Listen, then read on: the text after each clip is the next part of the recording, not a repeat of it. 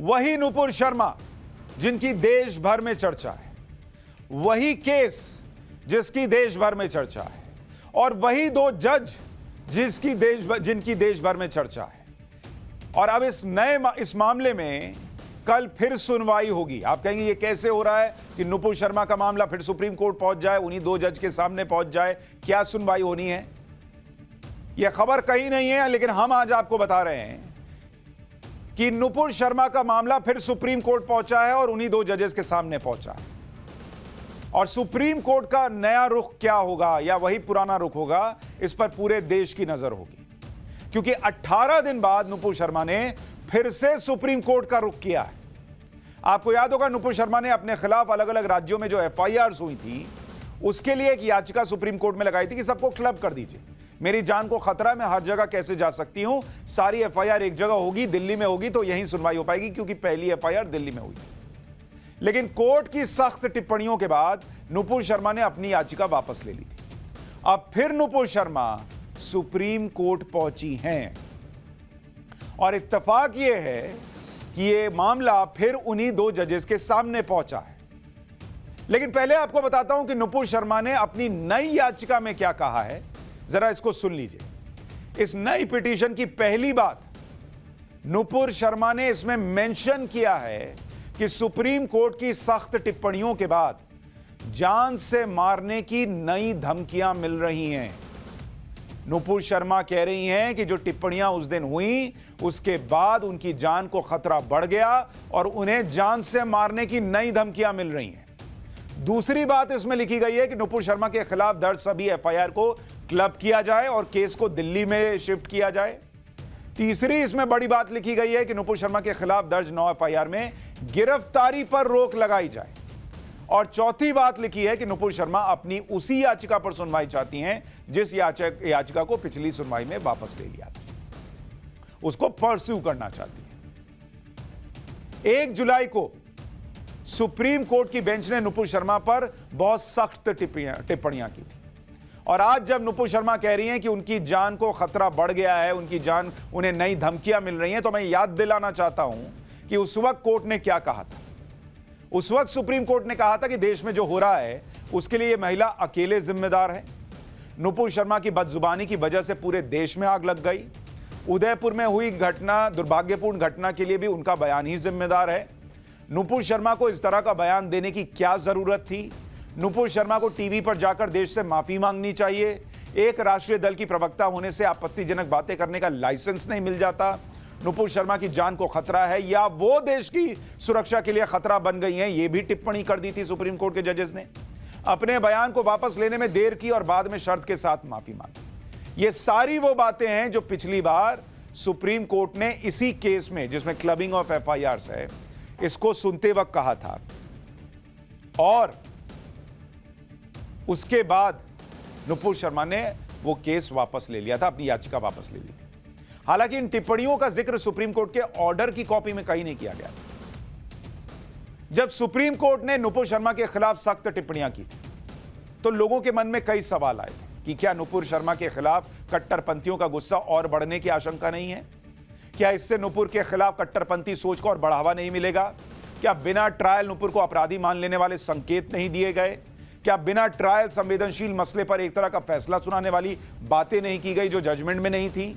क्या नुपुर शर्मा की जान पर खतरे को हल्का कर देने वाले संकेत नहीं दिए गए? और ये सारे सवाल जो लोगों के मन में थे, आज जब नुपुर शर्मा अपनी याचिका में लिख रही हैं कि उन्हें नई धमकियां मिल रही हैं, फिर से धमकियां मिल रही हैं, तो उस सवाल को पुख्ता कर देती है जो लोगों को डर था, लोगों को अंदेशा था, लोगों को आशंका थी। लेकिन आज मैं आपको दिखाना चाहता हूं नुपुर शर्मा जो कह रही हैं कि भाई हमारे जो एफआईआर्स हैं उनको क्लब कर दीजिए, और सुप्रीम कोर्ट ने कहा था कि जाओ पहले हाई कोर्ट जाओ, यही कहा था ना। मैं आपको कल नुपुर शर्मा मामले की सुनवाई हो उससे पहले आज ही सुप्रीम कोर्ट के एक केस में जो जजमेंट आया है उसकी कॉपी दिखाता हूं। और इस कॉपी में अगर आप पढ़ेंगे, ये Abhishek Singh Chauhan versus Union of India है। और इस केस की कॉपी लेकर क्यों खड़ा हूं आपको पता है? आपको बताने के लिए कि कल नुपुर शर्मा के मामले में जब सुनवाई होगी उसके पहले आज ही उसी तरह के मामले में जहां एफआईआर को क्लब करने की अर्जी लगाई गई, उसमें सुप्रीम कोर्ट ने क्या किया है और क्या कहा है, सुन लीजिए। यह थोड़ा अलग केस है, वैसा ही मामला नहीं है, लेकिन यहां भी अलग अलग जगह पर एफआईआर हुई है। वेस्ट बंगाल में हुई है, राजस्थान में हुई है, महाराष्ट्र में हुई है, मध्य प्रदेश में हुई है, छत्तीसगढ़ में हुई है। आज इस फैसले में सुप्रीम कोर्ट ने जो राज्यवार एफआईआर हैं उन्हें क्लब करने का आदेश दिया है। यानी किसी राज्य में अगर कोई केस चल रहे हैं तो उसी राज्य में केस को क्लब करके उसी राज्य की एक कोर्ट उसे सुनेगी। सुप्रीम कोर्ट ने अपने फैसले में कहा है, थोड़ा सा नुपुर से अलग है, लेकिन क्लबिंग ऑफ एफआईआर हुई है इसमें भी। संविधान के आर्टिकल 142 में दी गई पावर का इस्तेमाल करते हुए हम अलग अलग राज्य में दर्ज एफआईआर को क्लब करने का आदेश देते हैं, जिससे एक केस चल सके। हम ये मानते हैं कि एक ही केस में अलग अलग जगह सुनवाई बड़े पैमाने पर पब्लिक की भलाई में नहीं है। सुप्रीम कोर्ट कह रहा है कि एक ही केस में अलग अलग जगह सुनवाई हो, यह पब्लिक की भलाई में नहीं है। यह इसलिए भी भलाई में नहीं है क्योंकि मैंने आपको बताया था भाई, जिसको परेशान करना हो एक जरिया हो सकता है अलग अलग जगह एफआईआर कर दी जाए। दूसरा, कोर्ट में इतने केसेस पेंडिंग हैं और एक ही तरह के मामले की अलग अलग जगह सुनवाई होगी तो सोचिए और केसेस बढ़ेंगे और जिनको न्याय मिलना है उनका इंतजार और लंबा होगा। तो सुप्रीम कोर्ट खुद कह रहा है कि ये लोगों के हित में नहीं है कि 10 जगह सुनवाई हो।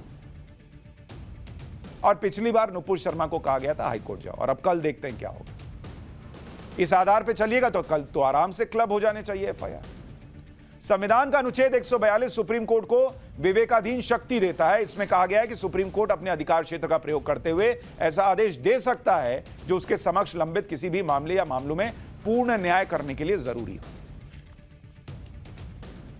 और इसीलिए हमने कहा कि किस तरह से ये जो मैं आपको पढ़कर सुना रहा हूं, Abhishek Singh Chauhan versus Union of India,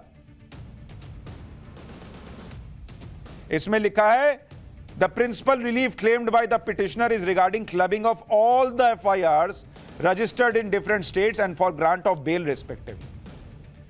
जैसे नुपुर शर्मा जो है वो कह रही है ना कि अलग अलग जगह एफआईआर हुई है, वैसे ही इसमें भी कहा गया है।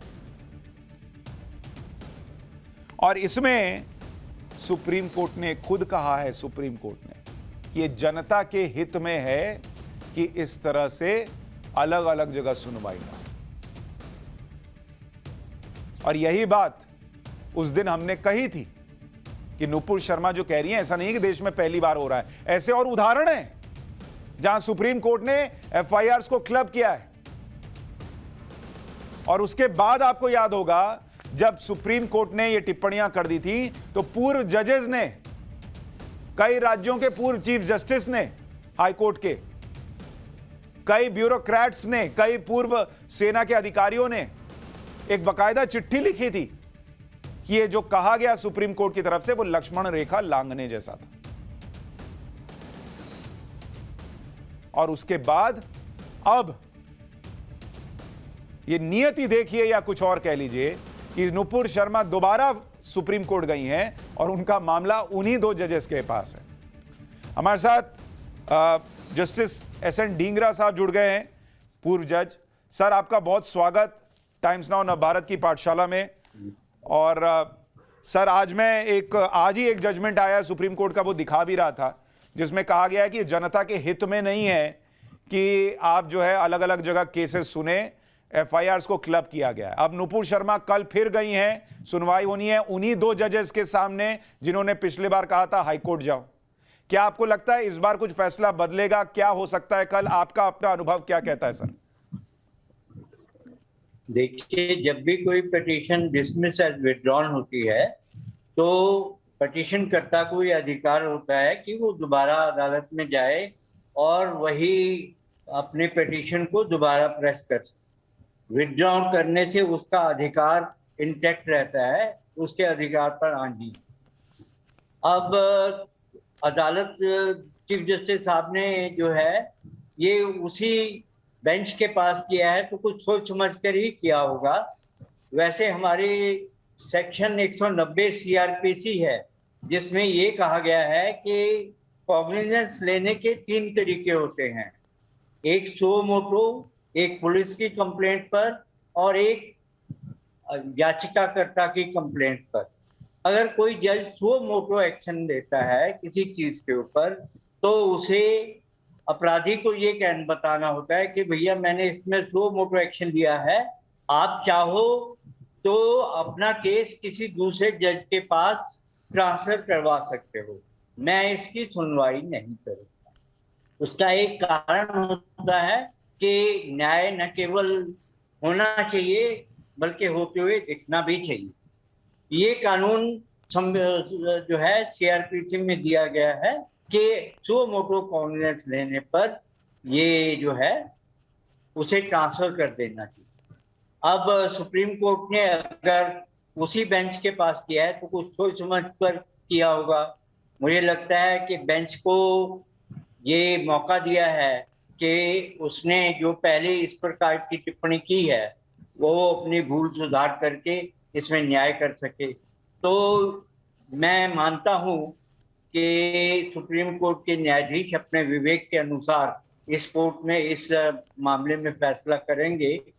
और जब ये बहुत सारे उदाहरण हैं कि ऐसे केसों में दूसरी जगह पर विभिन्न राज्यों में अगर केस हैं तो उनको एक ही जगह ट्रांसफर कर दिया जाता है, तो मेरे ख्याल सुप्रीम कोर्ट की पिछली इस प्रकार के जो व्याख्याएं हैं, जो इस प्रकार का कानून है, उसका पालन होगा और होना भी चाहिए। सर आप कह रहे हैं कि आपको ऐसा लग रहा है कि शायद हो सकता है कि सुप्रीम कोर्ट के जो दो जजेस थे जिन्होंने टिप्पणियां की, उनको लेकर बहुत सारे लोगों ने कहा, और पूर्व जजेस ने भी बहुत कुछ लिखा था जिसमें आपका भी नाम था, जिसमें आपने कहा था या उन लोगों ने कहा था कि लक्ष्मण रेखा लांघ दी गई थी और उस भूल को सुधारने का मौका मिल रहा है। लेकिन अगर वो भूल सुधारी जाती है सर, या भूल थी या नहीं थी वो छोड़ देते हैं, अगर वो फैसला पलट जाता और कहा जाता है ठीक है एफआईआर को क्लब कर लीजिए, तो भी लोगों के मन में तो प्रश्न रहेगा सर कि ये जो पिछली बार आपने इसी चीज में कहा कि हाईकोर्ट जाइए, अब आप इसमें कहेंगे कि अगर एफआईआर क्लब कर लीजिए, तो एक दूसरा वर्ग खड़ा होगा और वो कहेगा कि जजेस जो हैं वो दबाव में काम कर रहे हैं। इसका मतलब फिर देखिए, पिछली बार जो कुछ कहा वो जबानी जमा खर्च था, वो न्यायिक आदेश नहीं था। इसलिए न्यायिक आदेश जो है वो अलग होता है, जबानी जमा खर्च अलग होता है। जब तक न्यायिक आदेश ना हो वो लागू नहीं माना जाता। ये जरूर है कि ऐसा मौखिक और जबानी जमा खर्च नहीं करना चाहिए, लेकिन इसे न्यायिक आदेश नहीं माना जाता। और जब तक न्यायिक आदेश मौका मिला है तो न्यायिक आदेश में वो बताएंगे कि वो इसको क्लब किया जाए या नहीं।